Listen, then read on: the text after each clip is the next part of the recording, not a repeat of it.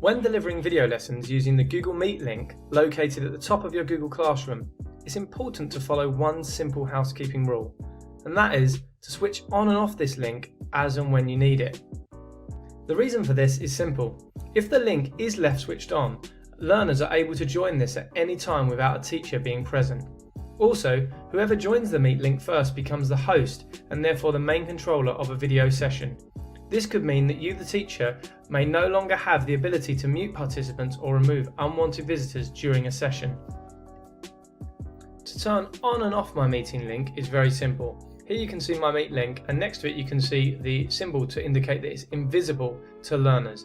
To turn that on, I'm going to go to the settings cog in the top right hand corner of my Google Classroom, and here you can see my settings of my general classroom, and I'll scroll down until I can see the Google Meet icon, and here you can see the on and off toggle. So I'm going to switch this on, click save,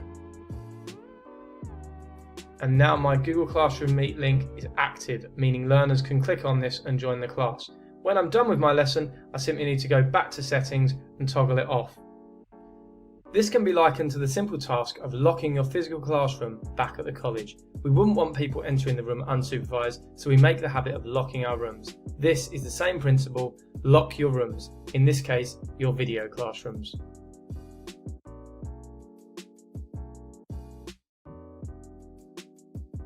Having sensible working hours is important for a healthy work-life balance, especially during lockdown.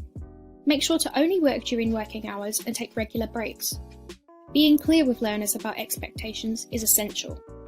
For instance, if a learner contacts you during the night, they need to be aware that you won't be able to respond until the following day. It is essential that you look after your physical and mental health.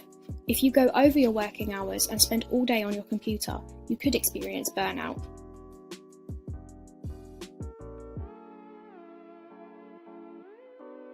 Being mindful when planning for online delivery is important, so you do not overload learners and yourself. For example, instead of learners individually working on an essay, it might be more realistic for learners to collaborate on a task, such as a group discussion. Also, being mindful of the device your learners are using is important. For example, some learners might only have access to a mobile phone. Therefore, large text documents might not be as accessible, whereas a video may be more viable. It might seem obvious, but this is much more important when delivering online.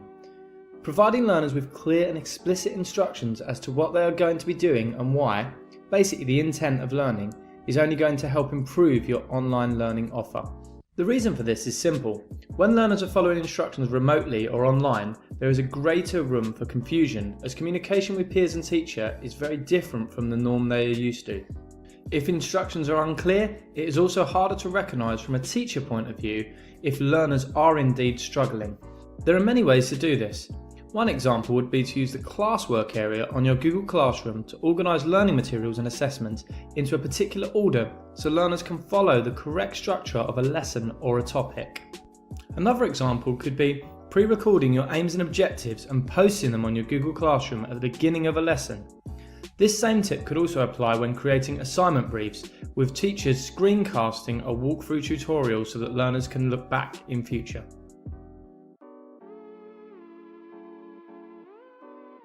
Recording your online sessions is a great way for you to share what you have already taught, but to those that may have missed it, for example if a student was absent. Or it can be a great way for students to go back and recap what you went over in that session. This is done by simply clicking on the three dots and pressing Record Meeting on Google Meet when you start your sessions. You also stop the recording in the same way, and then the meeting will automatically process and save to your drive. From there you can download the file and then share with your students. Giving feedback in a more productive way can be a big time saver. As teaching professionals, your time is more valuable than ever, so it's important to work smart, not hard. Some time-saving examples of giving feedback are using rubrics in Google Classroom. Essentially, this allows you to create your own criteria-based marking system. Find the full tutorial on the Blended Learning Resources website. Another example is video feedback, which is one of the quickest and most accessible ways of providing feedback to learners. One-to-one sessions can be recorded so that learners can revisit feedback. To find a great example of this in practice, visit the Create, Learn, Share website.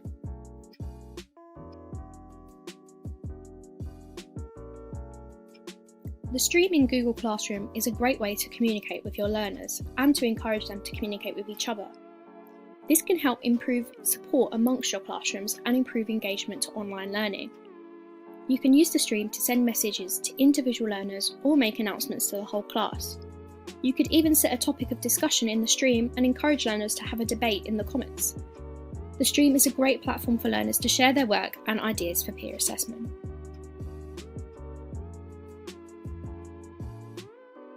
When creating content for your students, it is important to make sure that they remain interested in what they are completing and learning. One way to do this is through the interactive technologies available online. One example is Google Quizzes. To make a Google quiz, you go to Google Forms, and from there you can easily transform the form into a markable quiz that can provide optional feedback all within a few clicks.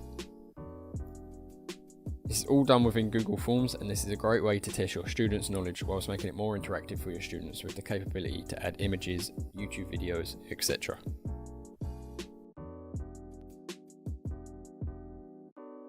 All of the ideas in this list are very useful, but consistency is the key to a successful online classroom. It is important to keep your Google Classroom consistently updated to encourage engagement. Learners are more likely to check on their classroom more regularly when they know that there are new announcements, resources, and activities being posted every week. These don't have to always be large assignments, but perhaps even resources for well-being, a quick good morning in the stream, or a fun learning activity such as quizzes.